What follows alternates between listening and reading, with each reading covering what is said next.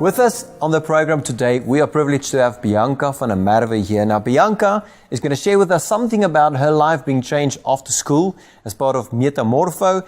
And we're going to just hear her testimony and what God was doing in her life. Bianca, welcome. It's great to have you here. And Metamorpho, I think not everybody know about, but before we go into what Metamorpho is, just maybe tell us, where did you grow up? What are you doing at the moment? People just know who Bianca is.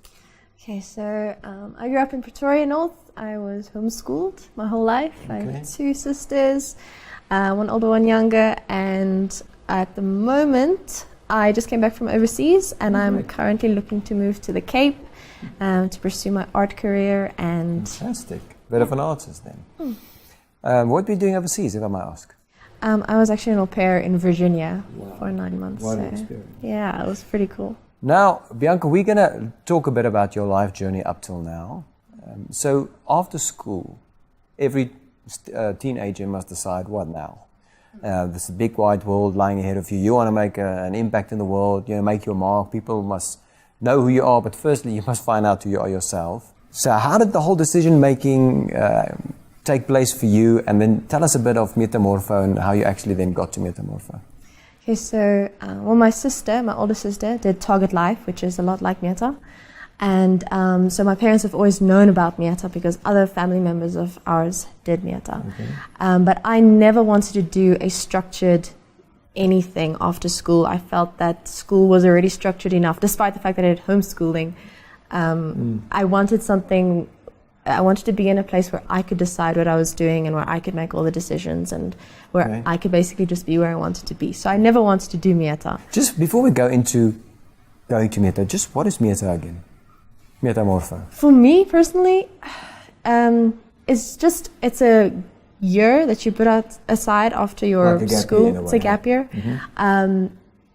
It's just a platform. It's a safe platform where you can go and be yourself.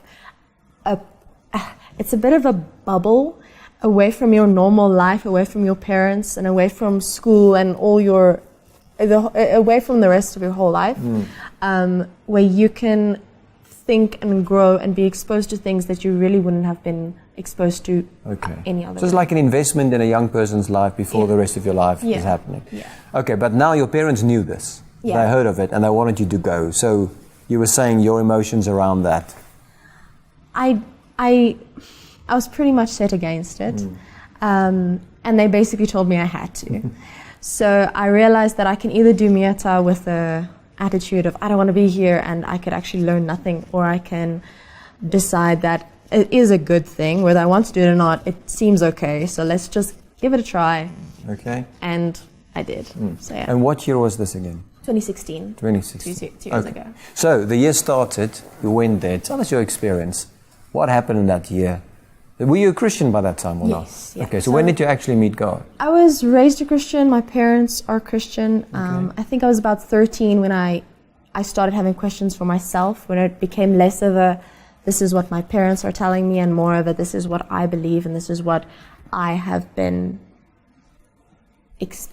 experienced in my own life. So it becomes from an idea to something real for personal. You then? Yes. Yeah. Okay.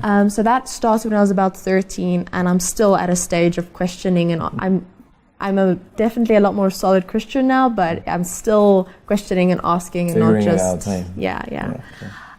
So Meta was for me.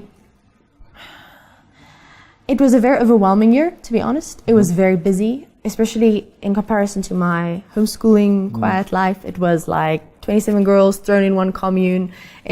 Oh my gosh, there were some wild, crazy girls. I thought that you would only meet girls like that, like, I don't know, in the movies or something, but they're real. And it was a year of exposure and a year of perspective for me. I think that was the biggest thing for me in that year, was just, this is a place where you are now. Look at the world like this. Okay, now look at the world like this. Look at the world from this person's perspective. Okay, now look at the world from that person's eyes. Okay. And you are really just, especially for me, the people that you come into contact with, because you're almost forced together in this year. You go on camps that are difficult. You go on You live together in the same room. You do things that you never would have done out of yourself. You do with these people. And you're forced to rub against them in a way. And in that way, you see parts of them and you see parts of life and you see parts of God that you wouldn't have seen in any other way. Basically, what you're experiencing is a preparation for the real world. Hey, because you would have faced different perspectives, different opinions, different ways, like weird people, like you said. But now Metamorpho creates this safe environment where during the camps, during the courses, the special weeks of addressing your past and looking at your identity, it's almost a place where you can, in a safe environment, like you said, like a little bubble for a time, just discover yourself, who God is, preparing you for the real big world that's not that protective after such a year. Is that something that was real for you, that you could really after that year say, you know what, these kind of things really happened in my life? What are those things that you say, if it wasn't for Metamorpho, I would have never discovered or grown in these specific areas? I think the biggest thing for me was people. I spoke about how you're forced to rub against people, and it is so huge. A friend of mine that I actually met in Mieta, that I'm still really good friends with, she has this saying. When I first met her, she would say it, and I was like, "Yeah, that makes sense. Okay, cool." But then after a while, I started to actually realize how true it is, and that was just God has placed a part of Himself in each person. There's a piece of God's heart in each person that He has made. There's almost part of His personality, if you want to put it, in each person. And in living with people like that, you get to see a part of God's heart by experiencing the people that He has made. And you learn about God, and you learn about yourself, and you learn about how life works in that. Through the people that Mieta provides. And that is so awesome for me, because it's not something that Mieta can go and be like, okay, this person is done with school, okay, so this person should be with this person, anything. It's not, it's beyond Mieta's control. It's literally something that God has planned from the beginning, and that's awesome. And it happens magically by God's design. Hey, when strange people are not forced, but chooses for a time to come together and just go through the experience of discovering Him and discovering yourself. It's been 2 years roughly now. How have you seen this effect? You spoke about what happened during that year, but now afterwards, if people look at you and say, Bianca, we've seen you before Mieta and after Metamorpho, so what can you say has happened that really influenced how you find yourself behaving and thinking even afterwards? I think one of the biggest things is Mieta made the world bigger for me, but it also made the world smaller and more approachable for me. Since Mieta, I've been overseas twice, and I've been away for extended periods of time. I have met very interesting people and just done things that I probably would have done anyway, but I would have done in a completely different way and for a completely different reason. I feel like now I'm no longer doing things to prove myself. I'm no longer doing things in order to reach a place where from there I can operate. I'm already at the place where I need to operate from. And me doing things and meeting people and the way that I interact with people, it's just an extension of what has already been placed inside of me.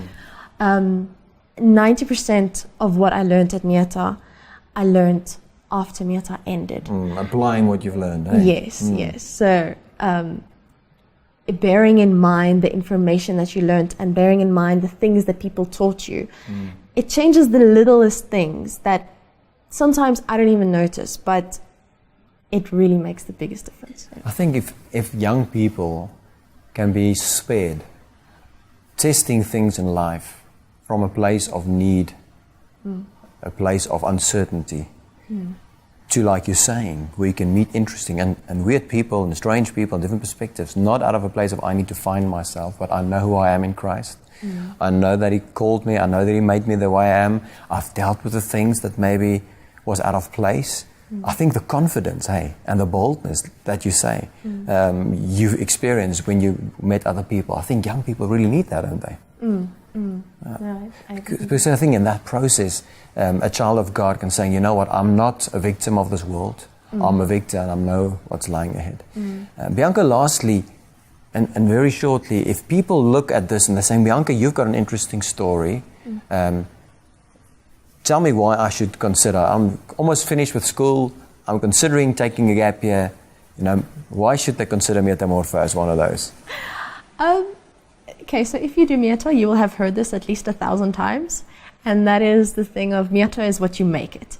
So Meta is not this thing that, okay, I have to go to this and I have to be this and do this and whatever. It's a place where you decide what happens to you.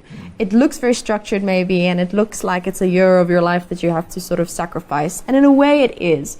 But for the most part, it is what you make it. It's an investment that you make. It's you investing yourself. You are deciding how much it makes a difference to you. So I think when you're just coming out of school, all that you want is a little bit of freedom.